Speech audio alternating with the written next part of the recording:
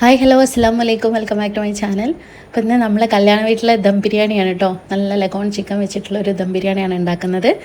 അപ്പോൾ എങ്ങനെ ഉണ്ടാക്കുന്നത് നോക്കാം. സാധാരണ രീതിയിൽ നമ്മൾ മസാലയൊക്കെ കൈകൊണ്ട് കുഴച്ച് കുറച്ച് നേരം വെച്ച് അതിന് ശേഷം അടുപ്പത്ത് വെച്ച് ആവി കിട്ടുന്ന രീതിയിലാണ് ഉണ്ടാക്കുന്നത് കേട്ടോ. അപ്പോൾ എൻ്റെ വീഡിയോ ആദ്യമായിട്ട് കാണുകയാണെങ്കിൽ ഒന്ന് സബ്സ്ക്രൈബ് ചെയ്തിട്ട് കാണണം കേട്ടോ. അപ്പോൾ ആദ്യം നമുക്ക് ചിക്കൻ എടുക്കാം. ഞാൻ ഇവിടെ ലഗോൺ ചിക്കനാണ്, ഇറച്ചിക്കോയി എന്നൊക്കെ പറയുമല്ലോ, അതാണ് എടുത്തിട്ടുള്ളത് കേട്ടോ. ഇത് എന്താണെന്ന് വെച്ചാൽ ബിരിയാണി വെച്ചാൽ ഭയങ്കര ടേസ്റ്റാണ് കേട്ടോ, അതുകൊണ്ടാണ് ഇത് എടുക്കുന്നത്. പിന്നെ അത്യാവശ്യം നല്ല വേവ് ഉണ്ടാവും. ഒരു 1.5 കിലോ ചിക്കൻ ഞാനിവിടെ എടുത്തിട്ടുണ്ട്. 2 കിലോ അരിയാണ് എടുക്കുന്നത്. അപ്പം 1.5 കിലോ ചിക്കൻ്റെ 2 കിലോ അരിയുടെ അളവാണ് കേട്ടോ ഞാനിപ്പോൾ പറയുന്നത്. അപ്പോൾ ഈ ചിക്കൻ നന്നായിട്ട് കഴുകി വൃത്തിയാക്കി എടുക്കുക. മാത്രമല്ല ഇതിലുള്ള ഇതുപോലെയുള്ള പാർട്സ് ഐറ്റംസ് ഒക്കെ ഞാൻ ഇന്ന് എടുത്ത് മാറ്റുന്നുണ്ട് കേട്ടോ. സാധാരണ ഇറച്ചി പീസ് മാത്രമേ ഞാൻ എടുക്കുന്നുള്ളൂ. അപ്പോൾ ഇത് നന്നായിട്ട് കഴുകി നമുക്ക് ആദ്യം ഊറ്റി മാറ്റി വെക്കാം കേട്ടോ. നമ്മൾ ബിരിയാണിയൊക്കെ വെക്കുന്ന അത്യാവശ്യം നല്ല അടി കട്ടിയുള്ള ഒരു പാത്രം എടുക്കുക. അത് നമുക്ക് നോൺ സ്റ്റിക്കോ അല്ലെങ്കിൽ ഇതുപോലെ അലൂമിനിയത്തിൻ്റെ പാത്രം എടുക്കുക. ഞാൻ അടുപ്പത്താണ് വെക്കുന്നത് കേട്ടോ, അതുകൊണ്ടാണ് ഈ പാത്രം എടുത്തിട്ടുള്ളത്. അതിലേക്ക് ഞാനൊരു 4 സവാള അരിഞ്ഞെടുത്തിട്ടുണ്ട്, നൈസാക്കി അരിഞ്ഞ്. അതിലേക്ക് കല്ലുപ്പും കൂടെ ചേർത്തിട്ട് നന്നായിട്ട് കൈകൊണ്ട് തിരുമുന്നുണ്ട് കേട്ടോ. നമ്മുടെ ആ ഉള്ളിയുടെ ആ പച്ചമണം ചവർപ്പും കാര്യങ്ങളൊക്കെ ഒന്ന് മാറാനാണ്. അപ്പോൾ ആദ്യം തന്നെ ഞാൻ ആ ഉള്ളി ഒന്ന് കൈകൊണ്ട് കുഴച്ചിട്ട് അങ്ങ് മാറ്റി വെക്കുന്നുണ്ട് കുറച്ച് നേരം. അതിലേക്ക് ഞാനൊരു ചെറുതാണെങ്കിൽ ഒരു 5 തക്കാളി, ചെറിയ തക്കാളിയാണ് കേട്ടോ, അതുകൊണ്ട് ഒരു 5 തക്കാളി അരിഞ്ഞതും അതുപോലെ തന്നെ ഒരു 2 സ്പൂണോളം ഇഞ്ചി വെളുത്തുള്ളി പച്ചമുളകും കൂടെ ചതച്ചതും കൂടെ ചേർത്ത് കൊടുക്കുന്നുണ്ട്. പിന്നെ അതിലേക്ക് മല്ലിയില ഒരു 2 പിടിയോളം അരിഞ്ഞതാട്ടോ. മല്ലിയിലും പുതിനയിലും ഉണ്ട്. നമ്മൾ സാധാരണ ബിരിയാണിക്ക് ചേർക്കുന്ന പോലൊക്കെ തന്നെ, പ്രത്യേകിച്ച് മാറ്റമൊന്നുമില്ല. പിന്നെ കരിവേപ്പില ഒരുപാട് ഇടുന്നില്ല, കുറച്ച് ഇടുന്നുള്ളൂ. പിന്നെ നമ്മൾ നേരത്തെ കഴുകി വൃത്തിയാക്കി മാറ്റി വെച്ചിരിക്കുന്ന ചിക്കൻ അതിലേക്ക് ഇട്ട് കൊടുക്കുക. ചിക്കൻ ഇട്ടതിന് ശേഷം നമുക്ക് കുഴച്ചാൽ മതി കേട്ടോ. പൊടികളൊക്കെ ഇട്ടിട്ട് അപ്പോൾ ചിക്കനിലേക്ക് നന്നായിട്ട് പിടിക്കും. ഇനി അതിലേക്ക് തൈരാണ് ചേർക്കുന്നത്. അത്യാവശ്യം പുളിയുള്ള തൈരാണ് കേട്ടോ. തൈരിന് പ്രത്യേക കണക്ക് പറയുകയാണെന്നുണ്ടെങ്കിൽ ഒരു 1/4 കപ്പ് തൈരാണ് ഞാൻ ചേർക്കുന്നത്. ഒരുപാട് തൈര് ചേർക്കുന്നില്ല, പകരം ചെറുനാരങ്ങയുടെ നീരാണ് കേട്ടോ ചേർത്ത് കൊടുക്കുന്നത്. ഒരു 2 ചെറുനാരങ്ങയുടെ നീര് നന്നായിട്ട് കുരു കളഞ്ഞ് പിഴിഞ്ഞ് ചേർക്കുന്നുണ്ട്. ഇനി പൊടികളൊക്കെ ചേർത്ത് കൊടുക്കുക. ഒരു 1/2 ടീസ്പൂൺ മഞ്ഞൾപ്പൊടി ചേർക്കുന്നുണ്ട്. പിന്നെ അതിലേക്ക് കുരുമുളക് പൊടിയാണ്, ഒരു 2 ടേബിൾ സ്പൂണോളം കുരുമുളക് പൊടി ചേർക്കുന്നുണ്ട്. എരിവിനനുസരിച്ച് ചേർത്ത് കൊടുക്കുക. മുളകും പൊടിയൊന്നും ഞാൻ ചേർക്കുന്നില്ല, മല്ലിപ്പൊടി അങ്ങനത്തെ പൊടികളൊന്നും ചേർക്കുന്നില്ല.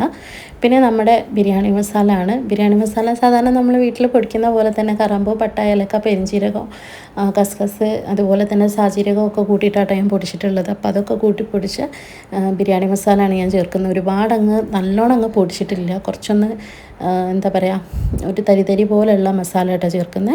പിന്നെ കുറച്ച് പെരിഞ്ചീരകവും ഞാൻ ചേർത്ത് കൊടുക്കുന്നുണ്ട്. അതിലേക്ക് ഒരു 1/2 ടീസ്പൂണോളം പെരിഞ്ചീരകം ചേർത്ത് കൊടുക്കുന്നുണ്ട്. പിന്നെ കല്ലുപ്പാണ് ഇടേണ്ടത്. കല്ലുപ്പ് തന്നെ ഇടണം കേട്ടോ, പൊടിപ്പല്ല, കല്ലുപ്പാണ് ഞാൻ ഇടുന്നത്. നമ്മൾ ആവശ്യത്തിനനുസരിച്ച് മസാലയ്ക്ക് അനുസരിച്ചിട്ടുള്ള കല്ലുപ്പ് ചേർത്ത് കൊടുക്കാം. ചേർത്തതിന് ശേഷം ഒന്ന് നോക്കിയാൽ മതി കേട്ടോ, ഉപ്പും പുളിയൊക്കെ ചേർത്തിട്ട് നന്നായിട്ട് മിക്സ് ചെയ്യാമെന്ന് പറഞ്ഞു കഴിഞ്ഞാൽ കോഴി നമ്മൾ മിക്സ് ചെയ്യുന്ന സമയത്ത് നമ്മുടെ കയ്യിലൊക്കെ കുത്തും കേട്ടോ. അപ്പോൾ അത് ശ്രദ്ധിക്കണം. നല്ലോണം മിക്സ് ചെയ്യുക. ആ മസാലയും കാര്യങ്ങളും തൈരും ചെറുനാരങ്ങയുടെ നീരും ഒക്കെ നന്നായിട്ട് പിടിക്കാൻ വേണ്ടിയിട്ട് കൈ വെച്ചിട്ട് നല്ലോണം മിക്സ് ചെയ്തതിന് ശേഷം ഞാനൊരു 1.5 മണിക്കൂറോളം വെക്കുന്നുണ്ട് കേട്ടോ. ലഗോൺ ആയതുകൊണ്ടും അത്യാവശ്യം വേവ് ഉണ്ടാവും. പിന്നെ ഞാൻ എക്സ്ട്രാ വേവിക്കാത്തത് കൊണ്ടും അടുപ്പത്ത് വെക്കുന്നതുകൊണ്ടും ഞാനൊരു 1.5 മണിക്കൂറോളം മസാല തേച്ച് കുഴച്ച് മിക്സ് ചെയ്തിട്ട് മാറ്റി വെക്കുന്നുണ്ട്. ഇനി നമുക്ക് അരി നോക്കാം കേട്ടോ. അരി ഞാൻ കണക്കാക്കിയാണ് വാങ്ങിച്ചിട്ടുള്ളത്. അപ്പോൾ അതാണ് കവർന്ന് നേരെ പാത്രത്തിലേക്ക് ചേരുന്നത് കേട്ടോ. അളക്കൊന്നും വേണ്ട, കാരണം ഞാൻ വെള്ളം തിളപ്പിച്ച് ഊറ്റിയെടുക്കുകയാണ് ചെയ്യുന്നത്. നമ്മൾ ബിരിയാണി നെയ്ച്ചോറൊക്കെ ആക്കി വെക്കുന്ന സമയത്താണ് അളക്കേണ്ടത്. ഞാൻ അളക്കുന്നില്ല കേട്ടോ, ഊറ്റിയിട്ട് തന്നെയാണ് ഇടുന്നത്. അപ്പോൾ ഞാനിവിടെ എടുത്തിട്ടുള്ളത് ജോക്കർ ഫസ്റ്റാണ് കേട്ടോ. ജോക്കറാണ് അരി എടുത്തിട്ടുള്ളത്. അപ്പോൾ ഞാനിവിടെ വെള്ളം വെച്ചത് അത്യാവശ്യം ചൂടായിട്ടുണ്ട്. അപ്പോൾ ഈ സമയത്ത് അതിലേക്ക് നമുക്ക് ഏലക്ക, പട്ട, ഗ്രാമ്പു, അതുപോലെ തന്നെ പട്ടയുടെ ഇലയൊക്കെ ഇട്ട് കൊടുക്കാം. ഒരു 3-4 എണ്ണം വെച്ചിട്ടാണ് ഇട്ട് കൊടുക്കുന്നത്. അത് നമുക്കൊരു സുമാറ് വെച്ച് ചെയ്താൽ മതി കേട്ടോ. പട്ടയുടെ ഇല ഒന്നാണ് ഇട്ട് കൊടുക്കുന്നത്. പിന്നെ നല്ലോണം വെള്ളം വെക്കണം. വെള്ളം ഒട്ടും പിസ്കരുത്, കാരണം ഒരുപാട് വെള്ളത്തിൽ നിന്ന് ആ അരി തിളച്ച് വരുമ്പോഴാണ് ആ അരിക്ക് കൊഴുപ്പില്ലാതെ കൊള്ളും. നല്ല ഇങ്ങനെ ഒട്ടലില്ലാതെ നല്ല എന്താ പറയുക, നല്ല ഉലർന്ന അരി ചോറായിട്ട് കിട്ടുള്ളൂ കേട്ടോ. അപ്പോൾ അത്യാവശ്യം അധികം വെള്ളം ഒഴിച്ച് കൊടുക്കാം. ഞാൻ കഴുകി ഊറ്റിയ അരി അതിലേക്ക് ഇട്ട് കൊടുക്കുന്നുണ്ട്. ആവശ്യത്തിനുള്ള ഉപ്പും പിന്നെ ഒരു മൂടിക്ക് വിനാഗിരി ഒഴിച്ച് കൊടുക്കുന്നുണ്ട് കേട്ടോ. വേറെ ഒന്നിനല്ല, ചോറൊന്നും ഉലർന്ന് നിൽക്കാൻ വേണ്ടിയിട്ടാണ് കേട്ടോ. തമ്മിൽ ഇങ്ങനെ ഓവർ വെന്തലിഞ്ഞ് പോവാതെ നിൽക്കാൻ വേണ്ടിയിട്ടാണ്. അപ്പോഴത്തേക്കും നമുക്ക് നമ്മുടെ അണ്ടിപ്പരിപ്പ്, മുന്തിരി, അതുപോലെ തന്നെ കുറച്ച് ഉള്ളിയൊക്കെ ഒന്ന് വറുത്തെടുക്കാം. ഞാനിവിടെ കുറച്ച് സൺഫ്ലവർ ഓയിലും അതുപോലെ തന്നെ കുറച്ച് നെയ്യും കൂടെ ചേർത്തിട്ടാട്ടോ വറുത്തെടുക്കുന്നത്.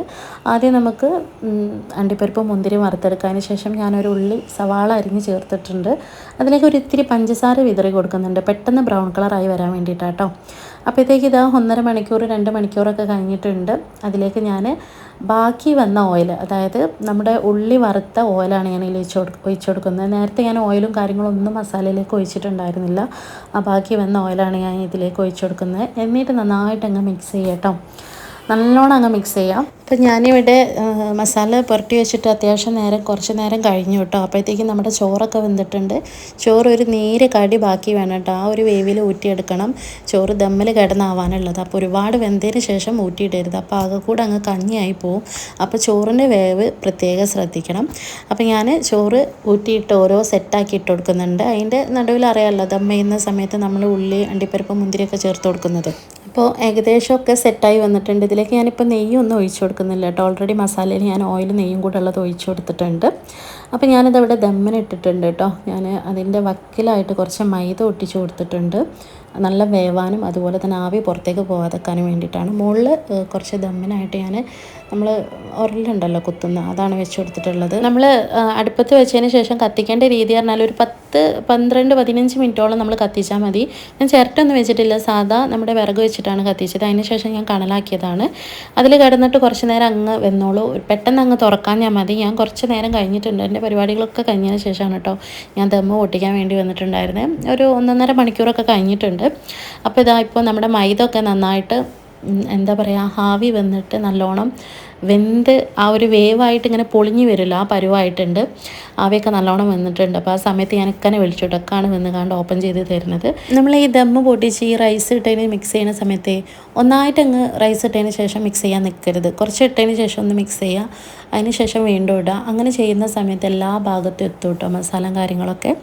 അതിനിടയ്ക്ക് ഞാൻ കുറച്ച് ആർക്കേജ് ചേർക്കുന്നുണ്ട്. വേറെ നെയ്യൊന്നും ചേർക്കുന്നില്ല കേട്ടോ, ആർക്കേജ് ചേർക്കുന്നുള്ളൂ.